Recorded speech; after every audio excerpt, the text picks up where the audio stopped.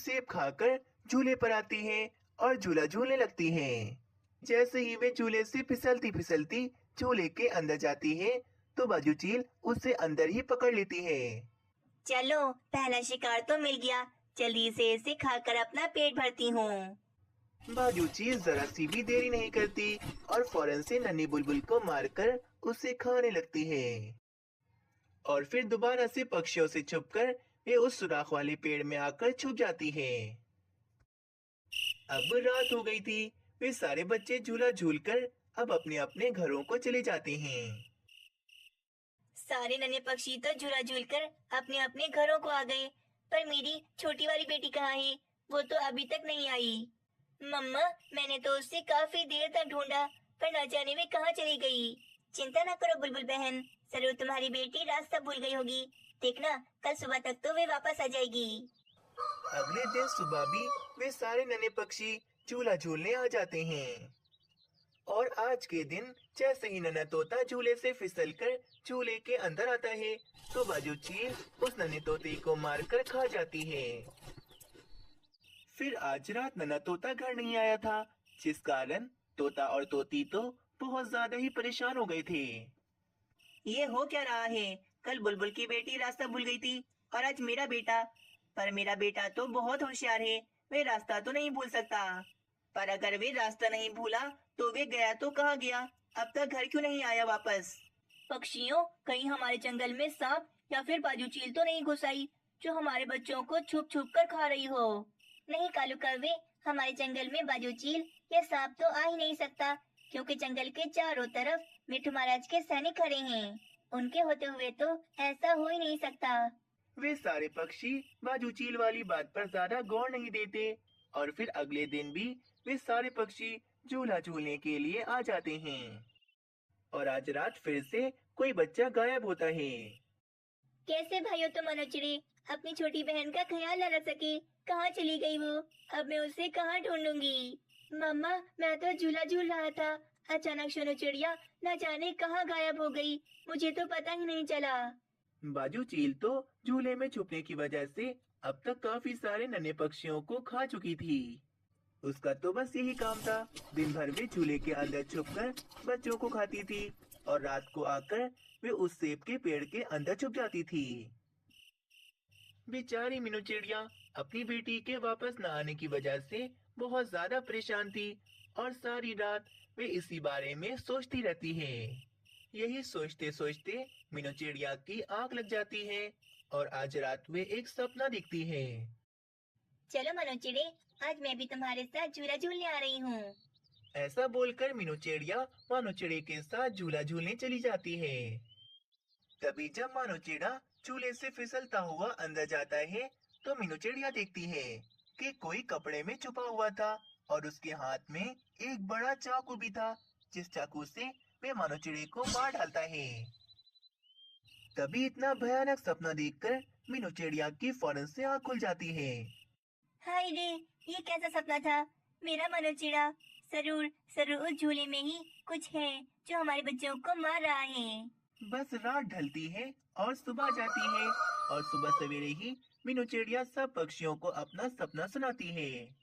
पक्षियों, मुझे लगता है उस झूले में बाजू चील या कोई सांप छुपा हुआ है, जो हमारे बच्चों को छुप छुप कर खा रहा है। क्योंकि मुझे पता है पक्षियों, मेरा सपना कभी गलत नहीं हो सकता। जरूर उस झूले में कुछ तो है ऐसा। तो अब हम ऐसा क्या करें? जो झूले में छुपा बैठा है, हम उसे बाहर कैसे निकालेंगे? उस झूले में जो कोई छुपा है वो जरूर हमसे ताकतवर है, इसीलिए हम तो कुछ नहीं कर सकते। पर पक्षियों, मेरे पास एक बहुत बढ़िया उपाय है। फिर मीनू चिड़िया अपना उपाय सब पक्षियों को बताती है। तो ठीक है मीनू चिड़िया, तुम्हारे उपाय के अनुसार कोई भी बच्चा आज उस झूले में नहीं जाएगा। घर पर आकर मीनू चिड़िया शनु चिड़िया की गुड़िया में एक बॉम्ब बांध देती है और वे बॉम्ब वाली गुड़िया लेकर फौरन उस झूले के पास चली जाती है। जिस तरह बच्चे फिसलकर उस झूले के अंदर जाते थे, बस उसी तरह मीनू चिड़िया भी उस बॉम्ब वाली गुड़िया को छोड़ देती है और वे फिसलते फिसलते उस झूले के अंदर चली जाती है। बाजू चील समझती है कि कोई नन्हा पक्षी आया है। वे फौरन से चोंच मारती है, तभी ये बॉम्ब जोर से फटता है।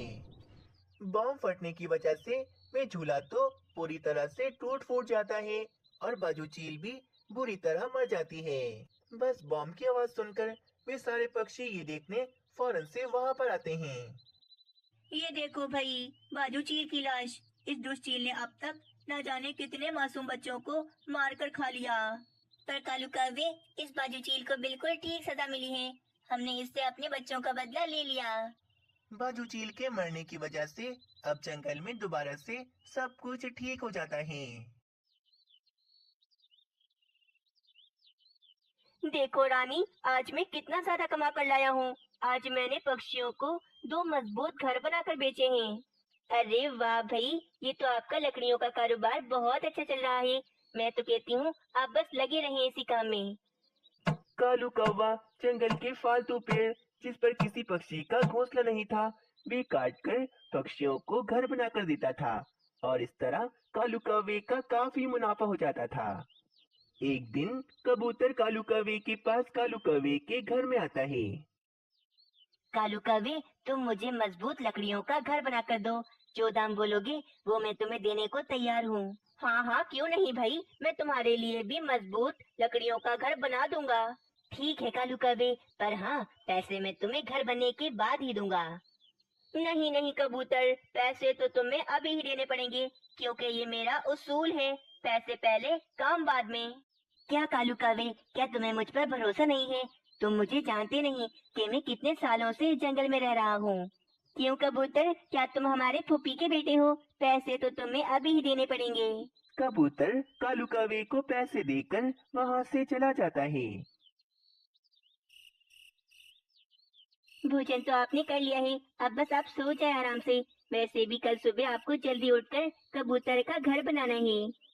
सुबह होते ही कालू कौवा जंगल में एक बड़े पेड़ को काट देता है और उस पेड़ की लकड़ियों से कबूतर का घर बनाना शुरू कर देता है। बताओ बताओ कबूतर, तुम्हें अपना घर कैसा लगा? घर तो बहुत अच्छा है कालू काबे, पर ये बताओ, इसमें बारिश का पानी तो नहीं आएगा ना? अगर बारिश की एक बूंद भी घर के अंदर आ जाए तो मुझसे आकर पैसे वापस ले जाना। ये कालू लकड़हारे का काम है, इतना कच्चा काम नहीं करता मैं। कालू कौवा कबूतर का घर बनाकर अपने घर पर चला जाता है। कालू जी, क्या हुआ आपको? आपके चेहरे पर 12 क्यों बजे हुए हैं? रानी, नजर लग गई मेरे काम पर किसी पक्षी की। क्यों क्यों क्या क्यों क्यों क्या हो गया कालू जी? कल तक तो काम बहुत अच्छा चल रहा था, तो आज क्या हो गया? मैंने पूरा जंगल ढूंढ लिया, परंतु अब मुझे इस जंगल में कोई भी फालतू पेड़ नहीं मिलता जिसको काट कर मैं पक्षियों को घर बना कर दूं। कुछ पेड़ ऐसे हैं जिन पर पक्षियों ने अपने घोंसले बनाए हुए हैं और बाकी के पेड़ पक्षियों ने खरीद कर रखे हुए हैं। मैं क्या करूं रानी, अगर मुझे पेड़ ही नहीं मिले तो मैं पक्षियों को घर कैसे बना कर दूंगा? ये तो बहुत बड़ी समस्या हो गई। अब तो हमारे पास एक ही हल है कि आप शहर जाकर कम दामों में लकड़ियां खरीद कर लाएं और फिर अपना व्यापार दोबारा से शुरू करें। नहीं रानी, मुफ्त की लकड़ियों में जो मुनाफा मिलता है उतना मुनाफा नहीं होगा मेरा, और मुझे तो बहुत ज्यादा पैसे कमाने हैं।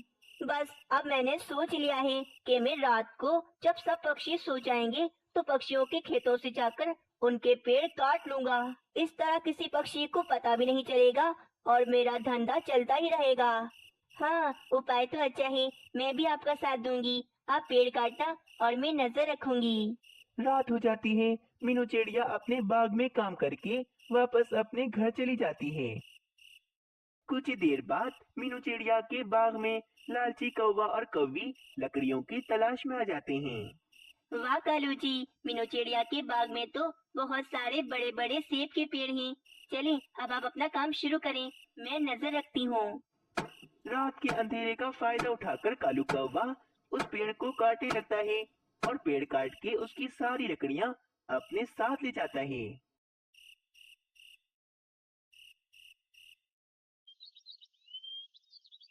हाय रे, ये क्या हो गया?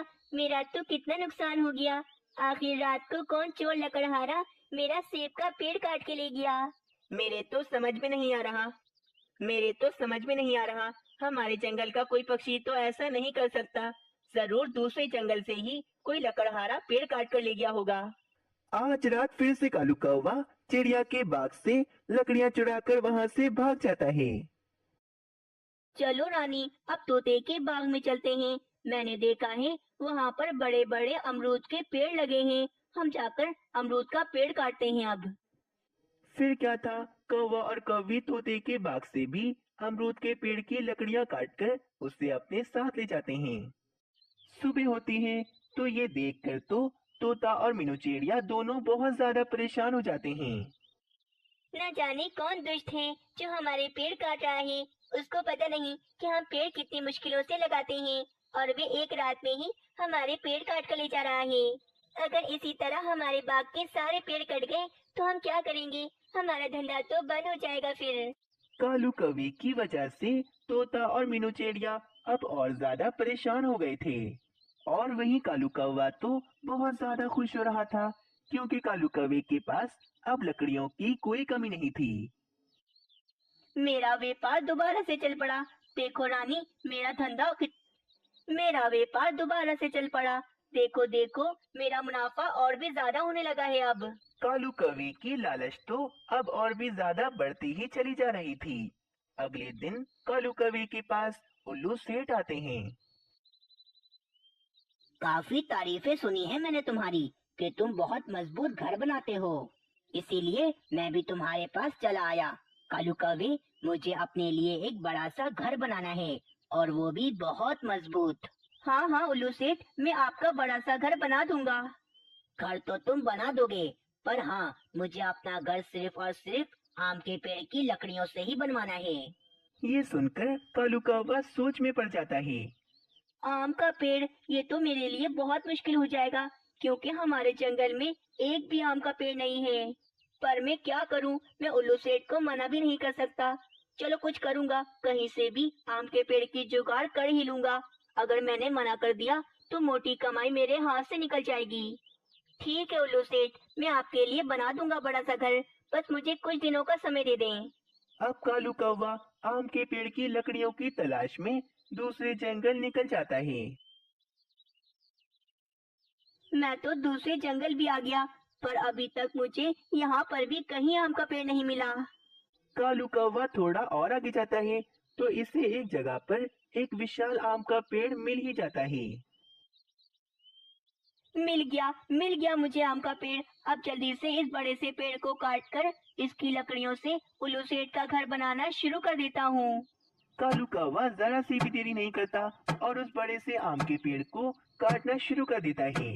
थोड़ी देर में कालू कौवा उस बड़े से आम के पेड़ को बीच में से आधा कर देता है।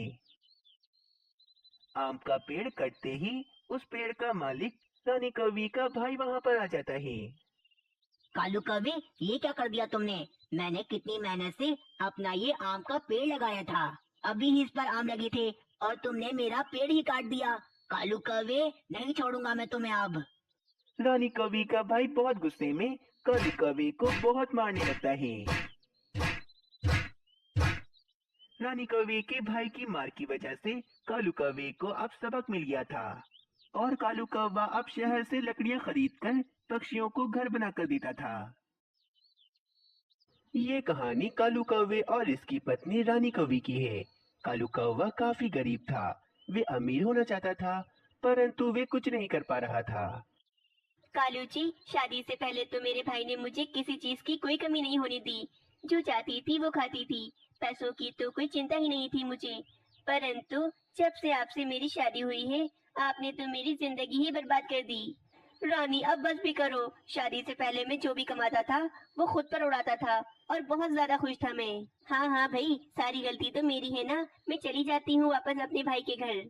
अरे अरे रानी, ये तुम कैसी बातें कर रही हो? मेरा वो मतलब नहीं था। देखना तुम, मैं बहुत ज्यादा मेहनत करूंगा और तुम्हें अमीर होकर दिखाऊंगा। परंतु बस तुम मुझे छोड़ कर ना जाओ। बस कालू जी, मुझसे ये गरीबों वाली जिंदगी गुजारी नहीं जाती। आप बस जल्द से जल्द अच्छे खासे पैसे कमाने शुरू करें, वरना मैं आपको छोड़कर चली जाऊंगी। बस अब कालू कौवा तो हर समय काफी ज्यादा परेशान रहने लगा था। काश कोई ऐसी लॉटरी हाथ लग जाए जिससे मैं खुद ब खुद अमीर हो जाऊं और मेरे मजे आ जाएं। तभी वहां पर मीनू चिड़िया आती है। क्या बात है कालू कौवे, इतनी गर्मी में इस पेड़ पर क्यों बैठे हो?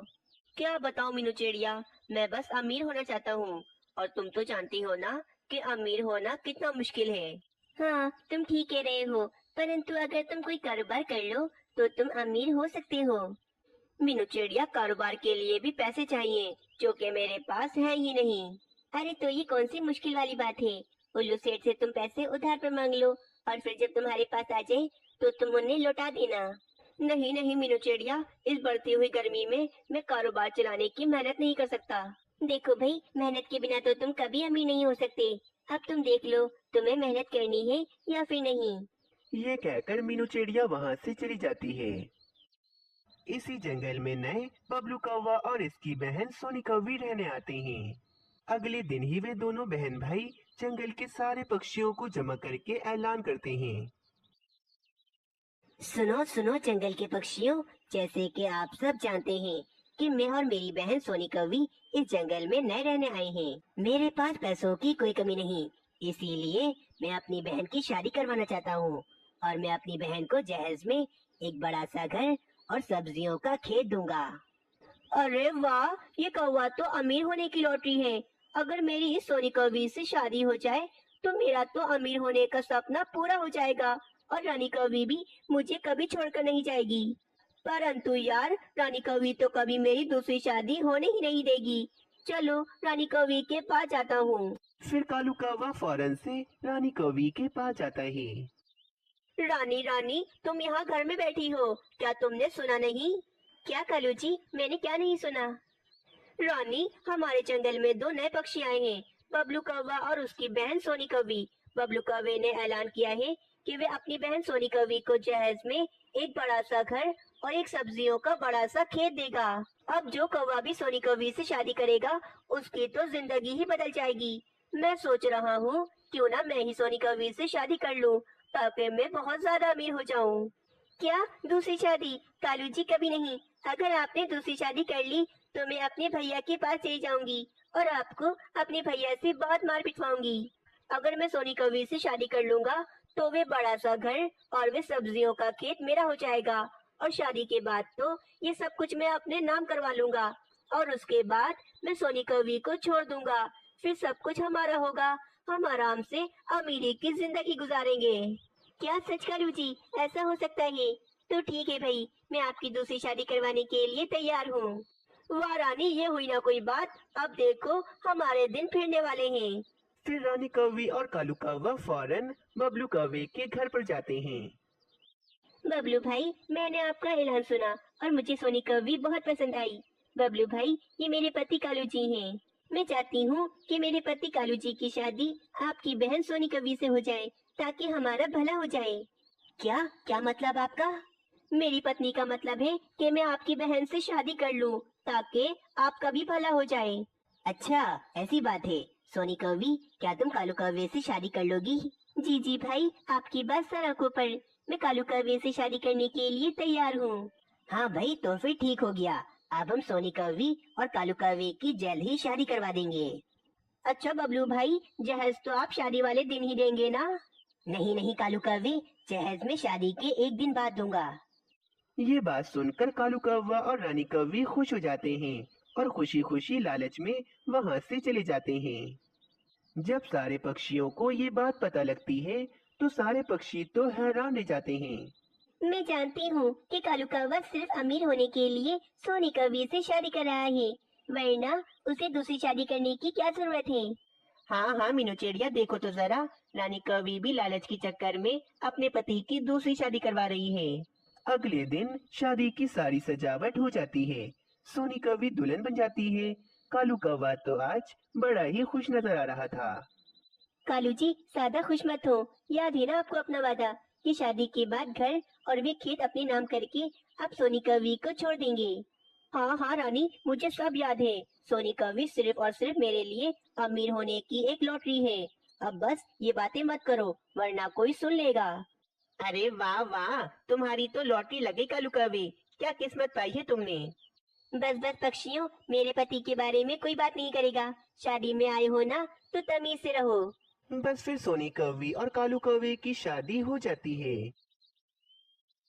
शादी के अगले दिन ही कालू कौवा सोनी कवि से कहता है, अरे सोनी कवि, अपने भाई से कहो ना कि वे बड़ा सा घर और वे खेत मेरे नाम कर दें, ताकि हम उस बड़े से घर में जाकर आराम से रहें। इस घर में रह रहकर तो मैं कंटाल गया हूँ, मुझे अब बड़े से घर में जाकर रहना है।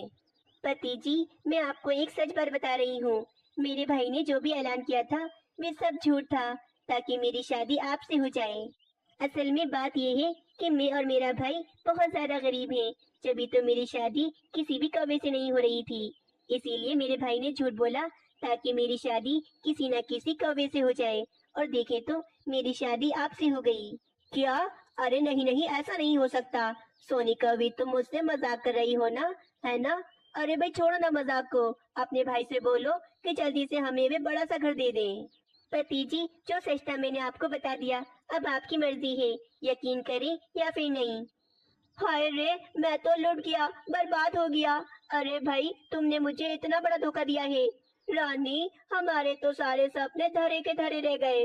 बस बहुत हो गया, अब तुम मेरे घर में नहीं रहोगी। चलो चलो, मेरे घर से फौरन जल्दी बनो। पति जी, अगर आपने मुझे घर से निकाला तो मैं आप पर इल्जाम लगाऊंगी और मिट्टू महाराज से जाकर कहूंगी कि शादी के पहले ही दिन आपने मुझे बहुत मारा और मुझे घर से निकाल दिया।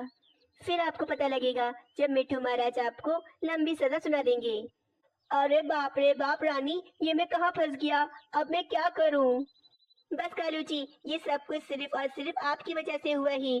अगर आप मेहनत करके कोई अपना कारोबार कर लेते तो आज ये नौबत न आती। लेकिन आपको तो लॉटरी खेलनी थी ना, खेल ली आपने लॉटरी, मजा आ गया आपको।